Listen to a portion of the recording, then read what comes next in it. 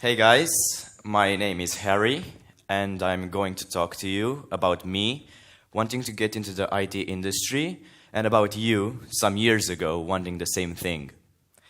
I cannot start without a big thank you for kidpreneurs, the term invented by Adam and Matthew Toren. Kidpreneurs definitely saved my title. The talk I used to deliver before this one had a not-so-positive title. 13 versus 18, who says we cannot be you? See what I mean? I felt the need to take a leap towards setting a friendly audience right at the start, instead of trying to make amends later. The next and last thank you goes to Jeff Kinney, the one who came up with The Diary of a Wimpy Kid, an idea that lasts for 13 books. I usually end my talks with a series of questions. Let me do the opposite today, start with the questions and hope for the best. Who here started gaming or using educational software before 18? Please raise your hand. Very nice. Who started below 16? Please keep your hands raised. Who started below 14? Please keep your hands raised.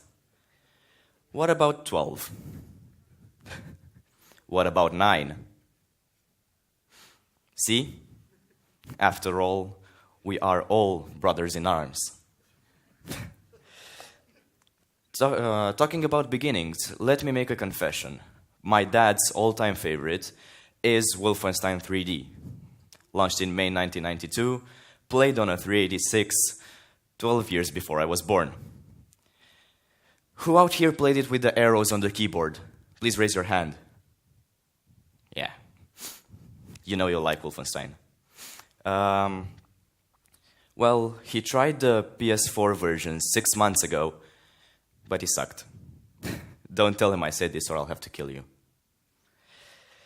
Now, to cut a long story short, this is what we will go through.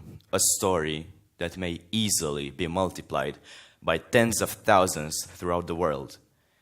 Teenagers that are able to join the IT industry, teenagers that are knocking at your door as we speak. So, part 1. The beginning. Took 3 years. It is about testing the waters of gaming or educational software. 3 years of climbing the ladder of 31 plus games until it was clear that I needed to buy a gaming computer, until it was clear that I needed to step up to an expensive PC. This is the moment I started to look for solutions. Part 2. A bit of knowledge. Took 2 years already. It is about gaining knowledge. I am revealing a glimpse of what our curricula is in order to put our skills in perspective. Make no mistake, this is what a lot of 11 to 13-year-olds are studying right now in Romania and with no shadow of a doubt in a lot of other countries. Part 3. Looking for a job. It is about paying for the tools, or in other words, getting a job. A quest for 2 reasons. The first one is obvious. We want to be part of the IT industry and we would really like to be taken into account. The second one is less obvious. We use tools that cost money and quite often our parents cannot keep the pace with what we need. Therefore, our work can be rewarded using various forms of benefits, none of which are called money. Free access to equipment, free upgrades, free expansions, free games.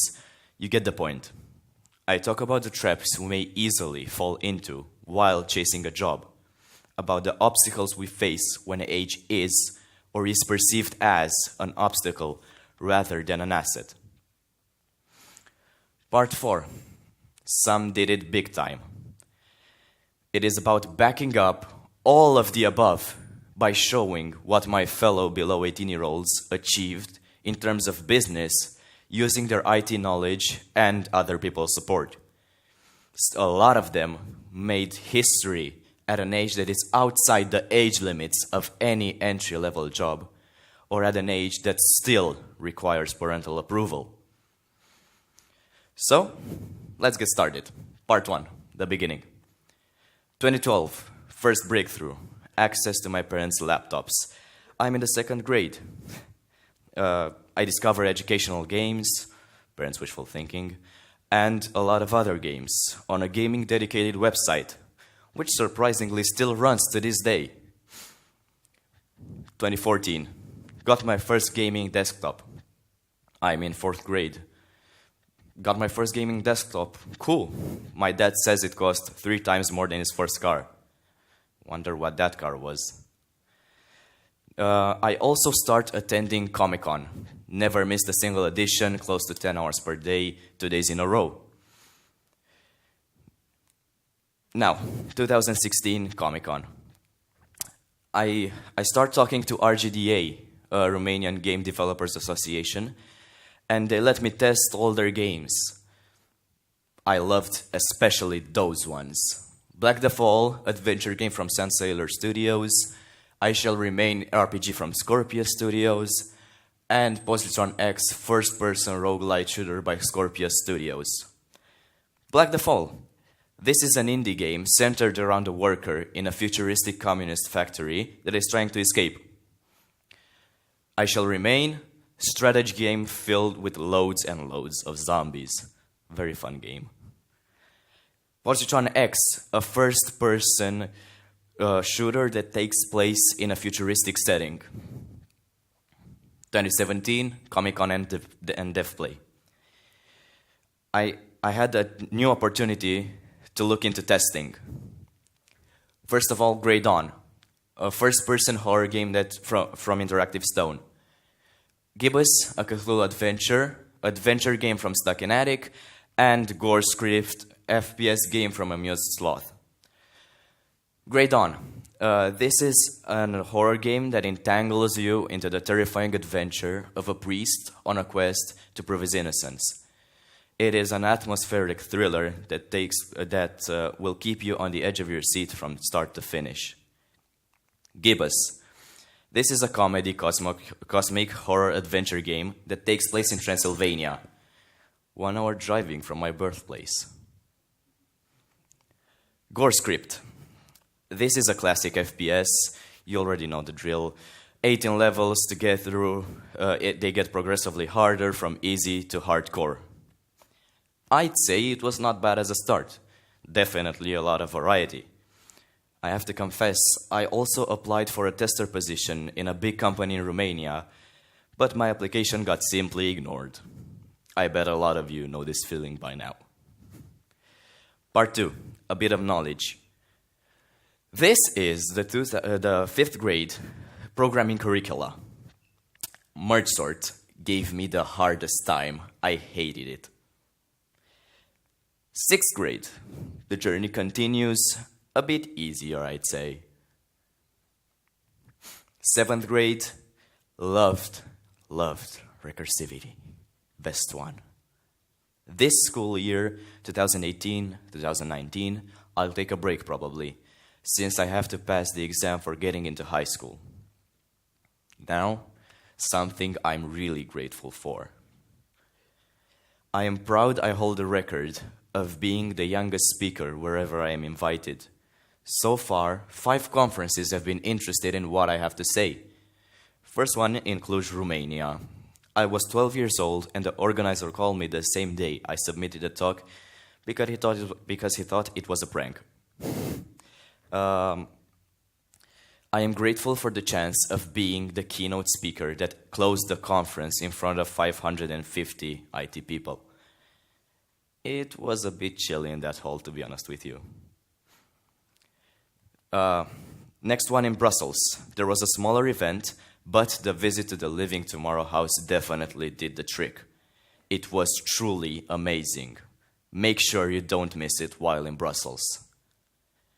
In UK, I got the best scores of all speakers. Part because my age, I assume, but it honored me nevertheless. Sadly, I will miss the 2019 event because, as you already know, I have to pass the exam for getting into high school. Most probably, TestDive is my last talk as a secondary school student. Thank you for this.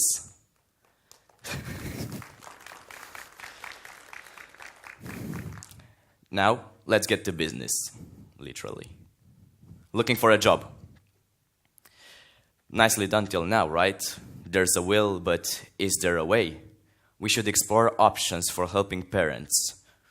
For funding, of course. Do you think it is easy to make a buck until 18? If you reach 16, you may work, provided your parents do agree in writing. What about me? I just turned 14 this month. What about some ready-to-use options? When we register, we often do lie about age, and we are not that comfortable to ask for help afterwards. We often do have our debit cards, scholarships, presents, allowance. So why not put them to work? We usually have access to our parents' card details from previous purchases, and we'd like to get a job, but most often we do not see the scam where there is obviously one. The action I thought was right was to go for a job. I went to Google, and this is what I found. Design and sell t-shirts online, spreadshirt.com. Selling candy at school or other stuff, 18 to join Amazon. Paid service, freelance writing. Reports of 5 to 20 pages should not go for free. Paid service online, get info here. And tuition to children or tutorials for older people. And selling on eBay on your parents' account. There are quite a number of books on the subject, like How to Turn Garbage into Gold by Jeremiah Byron.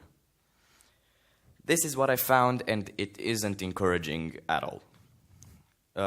And yeah, I placed testing in the first row, even though it wasn't an option in any of the sites I checked.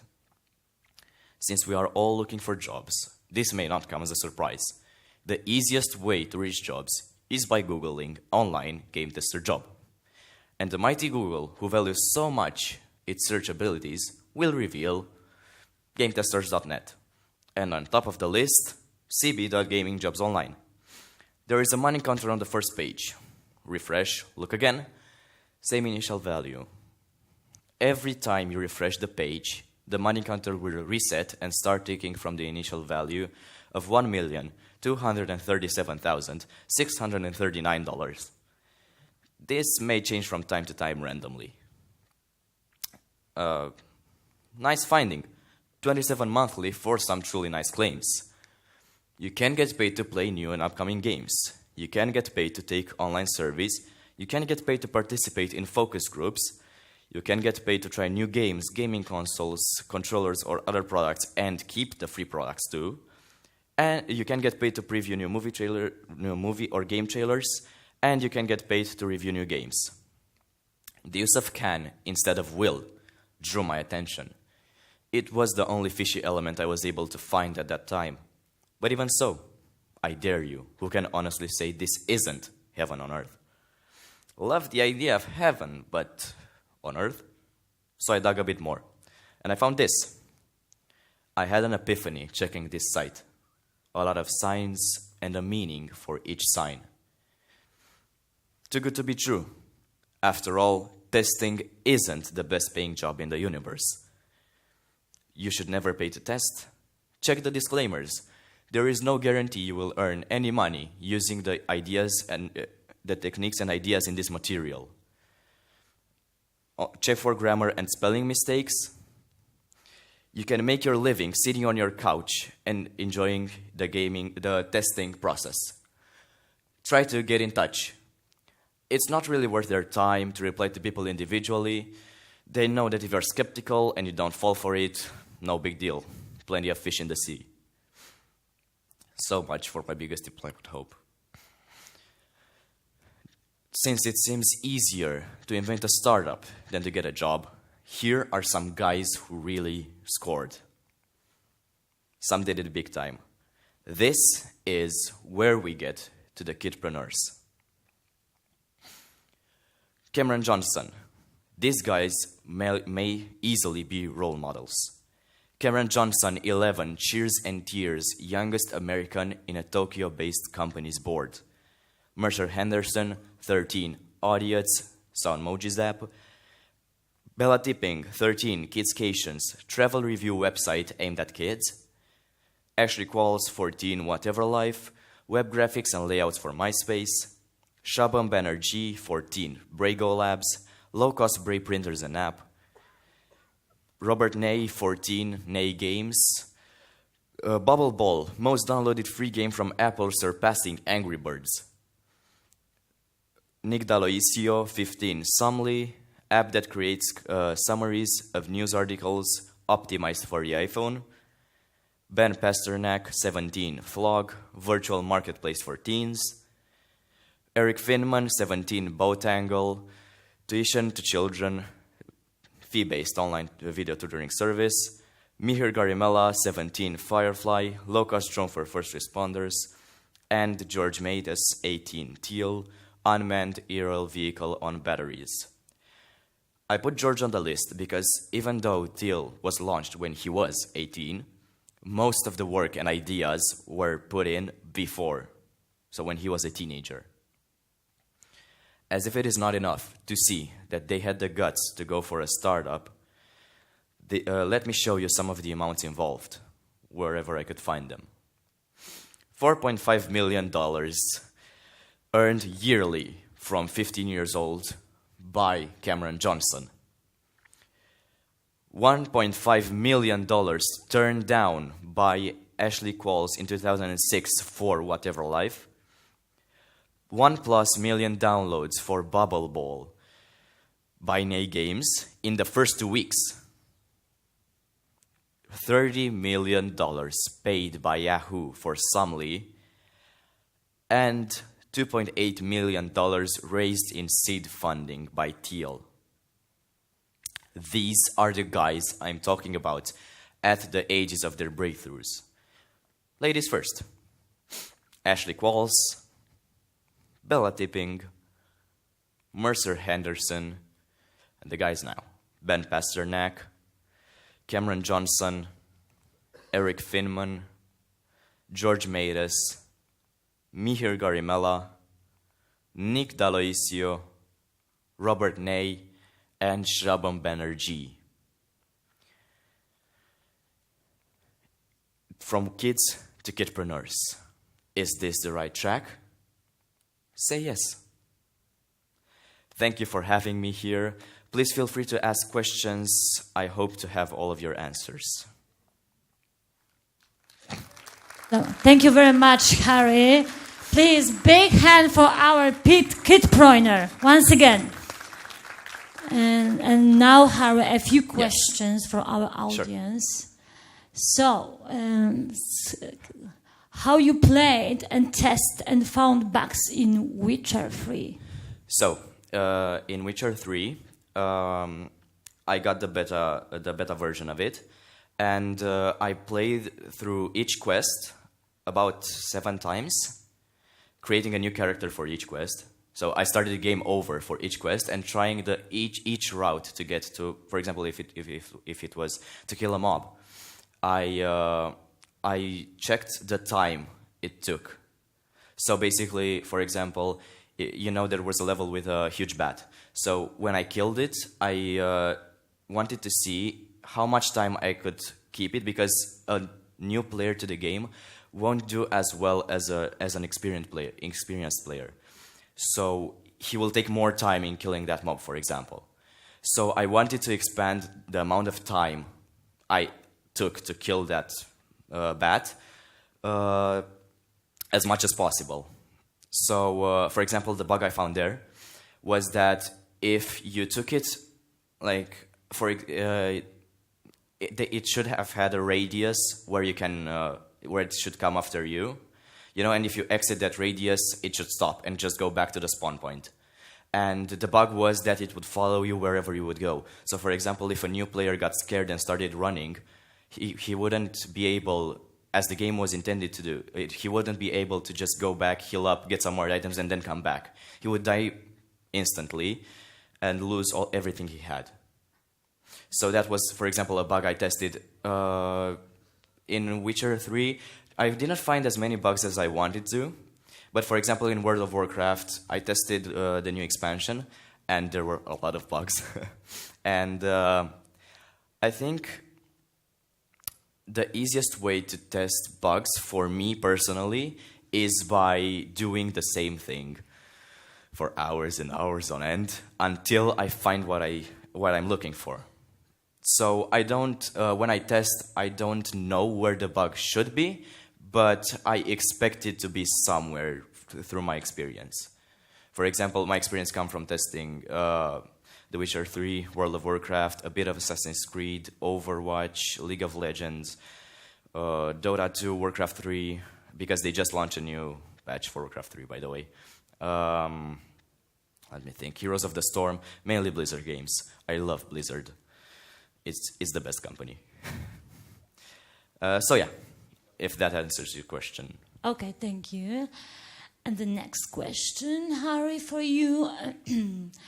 What was the difference to respond your first call for papers to be a speaker at conference? Let me tell you the story of how I went to my first conference. So I was in my room playing World of Warcraft as usual, and my dad knew that I was testing it. So when he saw the first conference, it was in Romania, as I said, in Cluj, he told me and asked me, "Hey, Harry, what about you try and go there and talk about your experience?" And what I said to him was that I think that instead of sharing my experience, I should explain, because I had difficulties in getting a job as a tester. And officially, I'm not a tester because I can't get a job because of my age. But Blizzard and other companies give me access to their games so that I can continue testing. So what I thought I should do was create a presentation that gives arguments in favor of children being allowed to be testers. So my drive was my inability to get a job. So that was like the whole thing. Okay, thank you. And the next question, Harry. How did you feel in front of 500 participants of the conference delivering the speech as 12-year-old? Well, it was scary. 500, excuse me. So the stage I was on, it was like, this was the stage, and the people were right in front of me, so they didn't have chairs, because I was the keynote speaker and I ended the conference in the biggest hall. So they didn't have chairs, and they were right in front of me. And that was probably the scariest part. But it also helped me, because I had, it was a 3-day conference, so I had the chance to befriend someone, some speakers. There was this guy called Hybe Schutz that came to my conference. He took a chair, he sat in front of me, and he told me, look at me, look at your father, and look at Andrei. He was one of the organizers, while you're doing the presentation, so that you don't get scared. I did get scared, but it was definitely a calming factor. So it wasn't as bad as I thought it would be. And still, it's my favorite talk that I ever delivered, because it was my first talk. Okay, Yeah. thank you. And the next question, Harry. I'm impressed. What are your future plans? Well, my future plans are probably to test some more, probably do my presentation many times until it's known, because I would really like, I know that my presentation can't change things until I'm 18, so I would really like for it to change things until I have children, so that they can benefit from what I've worked while under 18. So my future plans are to influence people, work, and have fun.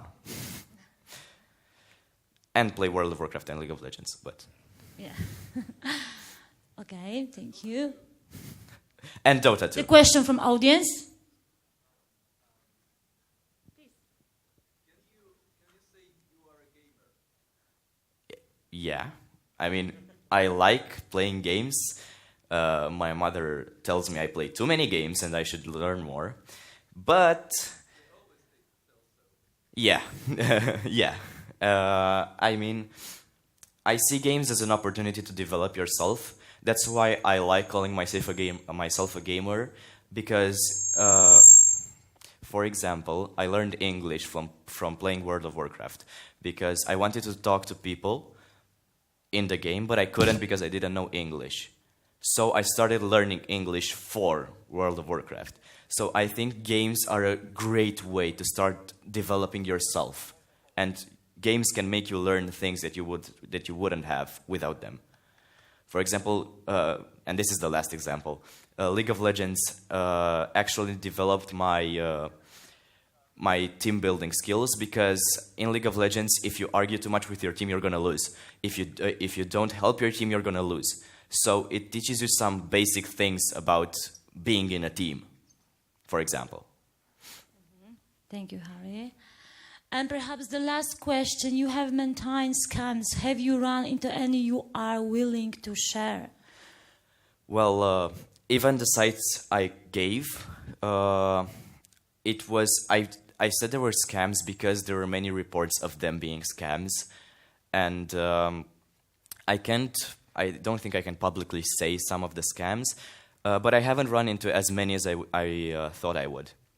So, I mean, probably the worst scam I ever ran into was get free RP points for League of Legends, and then they just, like, you would pay, for example, like $100, and they would take it and wouldn't give anything to you.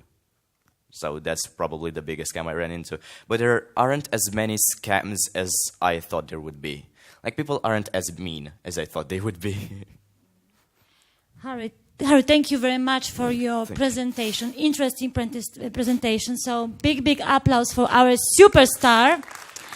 And let me remind briefly that with Harry and another speakers, you can meet and talk personally in our newsroom. I think this is the room number 11. So please, seriously, I would like to encourage you to take advantage of this opportunity. So, Harry, thank you very much once again. Thank you for having me.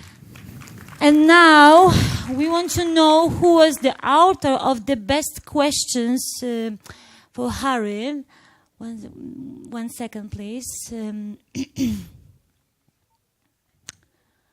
I think there was the questions number 1, the person. Oh, with The Witcher 3? I don't know, Witcher 3? Oh, Witcher 3. So, can we see who is the author of the most interesting questions? So I get to choose the question?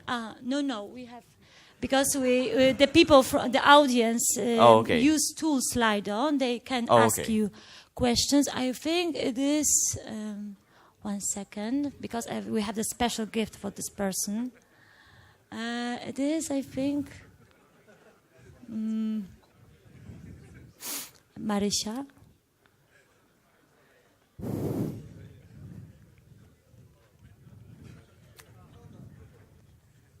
Oh gosh, Marysia. Yes, Carolina, please. Carolina, welcome here on our stage. We have a special book for you.